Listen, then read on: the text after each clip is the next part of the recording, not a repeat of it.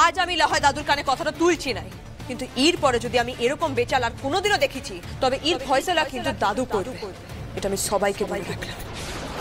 ঠিক করলেন নাই আপনি, একেবারে ঠিক করলেন নাই।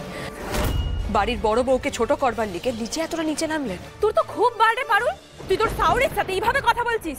রান্না যদি জানতে পারতো লাই তোর কি হাল হতো দেখতিস। টগর তোর বড্ড বার বেড়েছে না? ফের যদি বড়দের মাঝখানে কথা বলেছিস রে, তোকে জুতো বেটা করবে আমি বলে রাখলাম। এখনো বলছি সময় থাকতে শুধরে যা, বলে তুই যে কত বড় বিপদে পড়বি সেটা তুই নিজেও জানিস না।